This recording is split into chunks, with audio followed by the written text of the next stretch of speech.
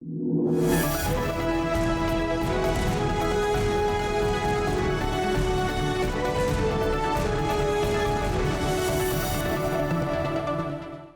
and welcome to 3 TV. I am Vishakha Thakur.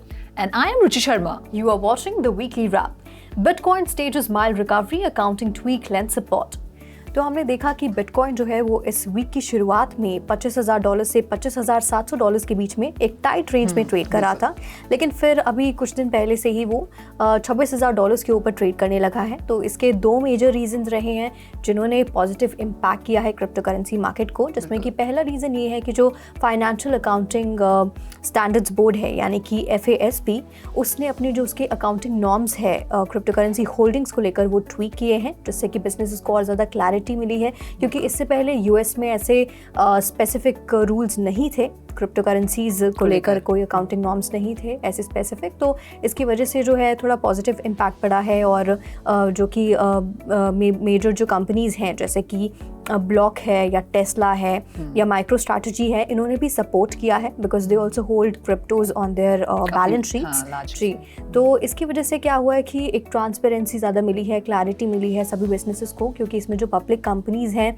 वो disclose कर सकते हैं अपने क्रिप्टो एसेट्स, और इसके साथ ही जो कंपनीज़ हैं वो भी अब जो उनको गेन होता है क्रिप्टो एसेट से या जो लॉस होता है उसको भी अपने नेट इनकम में इनकॉर्पोरेट कर सकते हैं। तो एक ये बहुत ही पॉजिटिव इम्पैक्ट रहा इसका क्रिप्टो करेंसी मार्केट पर।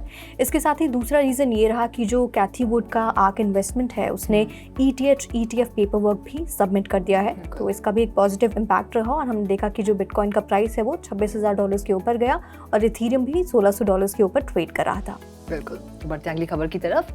India G20 confirms active discussions around global crypto framework। तो विशाखा भी सितंबर 5 को एक ग्लोबल फिनटेक फेस्ट हुई थी, जहां पर फाइनेंस मिनिस्टर निर्मला सीतारमण ने कहा कि ग्लोबली जो है क्रिप्टो करेंसी को लेकर जितने भी रेगुलेशंस बनाने हैं उसके लिए बहुत ज़रूरी है कि G20 के जो सारे मेंबर्स हैं वो साथ मिलकर एक प्रॉपर ग्लोबल फ्रेमवर्क रेडी करें रेगुलेशंस को लेकर। और ये बहुत ज़्यादा ज़रूरी है अगर हम चाहते हैं कि एक रिस्पॉन्सिबल फाइनेंशियल इकोसिस्टम हो और प्रॉपर रेगुलेशंस हों क्रिप्टो को लेकर। तो उन्होंने ये भी साथ में बताया कि एक्चुअली जो G20 के सारे मेंबर्स हैं वो साथ में इस मुद्दे पर लेकर डिस्कशन कर रहे हैं। तो ऑब्वियसली हर किसी की नज़र G20 पर तो है ही, और साथ ही अब देखते हैं कि किस तरह का जो है रेगुलेशंस बनाए जाते हैं और उससे क्या क्या फ़ायदे होते हैं। जी बिल्कुल, इन्वेस्टर्स को ये मच नीडेड क्लैरिटी तो चाहिए ही इसके साथ, क्योंकि PM मोदी ने भी रिसेंटली कहा है कि terrorist are using crypto currency and metaverse, और साथ ही अभी क्योंकि बहुत ज़रूरी हो गया है कि एक सेट ऑफ फ्रेमवर्क या कुछ रूल्स आ जाएं क्रिप्टो को लेकर। सभी जो G20 मीट होने वाली है उस पर सभी की नज़रें हमेशा से रही है। इसके साथ ही जो सुप्रीम कोर्ट है उन्होंने भी अभी रिसेंटली ये भी कहा था, यूनियन गवर्नमेंट ने अभी तक कोई लॉज नहीं लेकर आए हैं, तो एक तरह से एक प्रेशर भी उन पर भी है। और काफ़ी ज़्यादा जो देख रहे हैं हम कि ऐसे कुछ केसेस भी हो रहे हैं जिसमें कि ज़रूरी हो गया है ऐसे रूल्स होना। एंड आई थिंक जल्द से जल्द ये रूल्स बन जाएं तो बहुत ही अच्छा होगा सभी के लिए। बिल्कुल। Moving on, Jio working on AI like ChatGPT, Mukesh Ambani says there will be AI for everyone।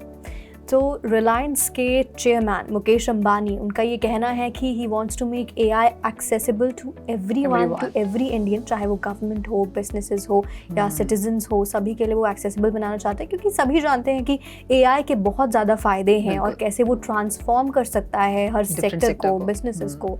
जी, तो इसके साथ ही वो अपनी टीम को भी एक्सपैंड करने वाले हैं और ज़्यादा से ज़्यादा काम करने वाले हैं। AI की जो अडॉप्शन है वो बढ़ती जाए या इंडिया जो है एक लीडर बन जाए, सो दैट आने वाली जो भी AI रिलेटेड डेवलपमेंट्स कर रहे हैं देश, उसमें एक कंपटीशन दे पाए इंडिया भी। बिल्कुल, तो यहाँ पर आपने बिल्कुल सही कहा। रिलायंस इंडस्ट्रीज़ जो है वो जो डिजिटल इंडिया का एक इनिशिएटिव है उसको और ज़्यादा बढ़ाना चाहते हैं, उसको फैलाना चाहते हैं, और वो चाहते हैं कि AI क्या क्या सोल्यूशंस दे सकता है, AI टेक्नोलॉजी को कैसे वो और अच्छी तरह से यूज़ कर सकते हैं, उससे जो है इन पॉसिबिलिटीज़ को थोड़ा खंगाल रहे हैं फिलहाल। बिल्कुल।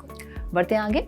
PNB allows CBDC UPI interoperability via PNB Digital Rupee App। तो यहाँ PNB अपने डिजिटल रुपी ऐप पर CBDC की जो भी ट्रांजैक्शंस हैं उसमें अब UPI की इंटर ऑपरेबिलिटी का फंक्शन जो है वो शुरू कर रहा है। तो इससे बहुत ज़्यादा आसान हो जाएगा लोगों के लिए डिजिटल रुपी में ट्रांजैक्शन करना। जिस तरह से हम इजीली UPI का QR कोड स्कैन करते हैं उसी तरह से कस्टमर्स भी UPI QR कोड को स्कैन कर पाएंगे और जो भी अपने वेंडर्स हैं, बिजनेस पार्टनर्स हैं या लोग हैं उनके साथ आराम से जो पेमेंट्स हैं वो कर पाएंगे। और अच्छी बात यह है कि इसके लिए CBDC वॉलेट का होना कोई ज़रूरी नहीं है।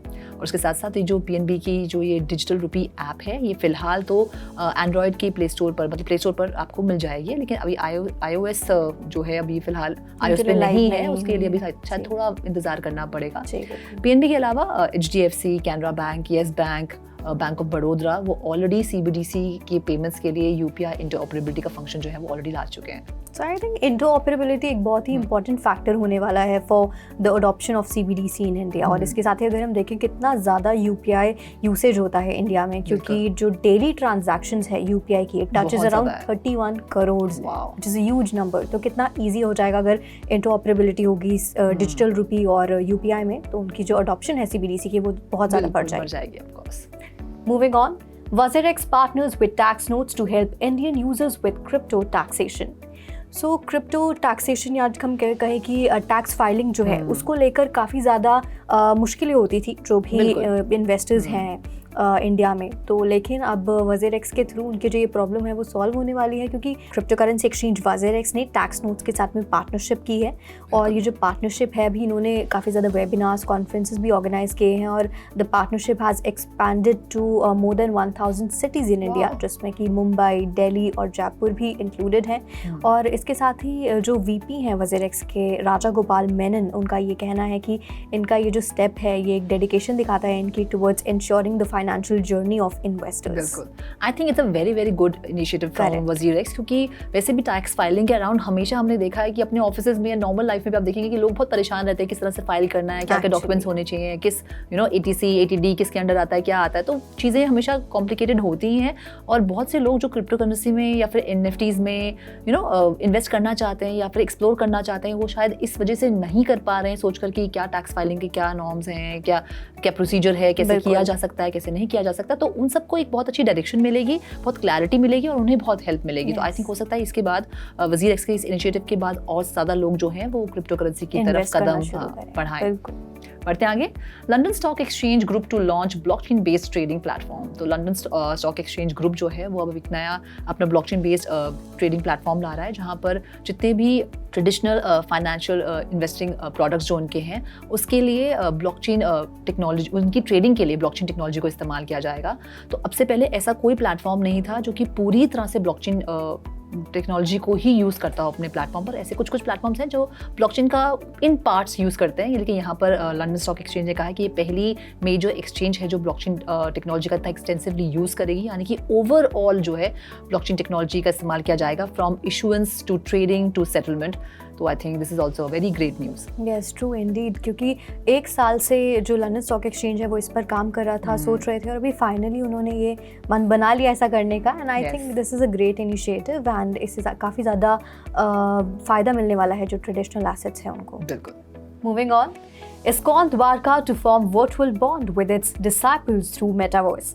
So this is very interesting क्योंकि I think Metaverse is going to completely change the way we worship our deities. क्योंकि अभी जन्माष्टमी के अवसर पर ही जो ISKCON टेम्पल है जी द्वारका दिल्ली में, तो उन्होंने एक वर्चुअल एक्सपीरियंस लॉन्च किया है। और जो भी अभी तो वैसे टेम्पल जो है वो अंडर कंस्ट्रक्शन है और नेक्स्ट ईयर मई तक ये रेडी हो जाएगा, लेकिन ये जो वर्चुअल एक्सपीरियंस है ये एक वर्चुअल बॉन्ड, एक जो डिसाइपल्स हैं या जो गॉड के बीच में एक वो वर्चुअल बॉन्ड बना सकते हैं, क्योंकि हम वर्चुअल आरती अटेंड कर सकते हैं, या हम परिक्रमा अटेंड कर सकते हैं, या फिर हम जो है डिजिटल ये प्रसाद भी ऑर्डर कर सकते हैं रेस्टोरेंट से। साथ साथ अगर डोनेशंस भी करनी है तो डोनेशंस भी आप कर सकते हैं। आई think it's a very great way.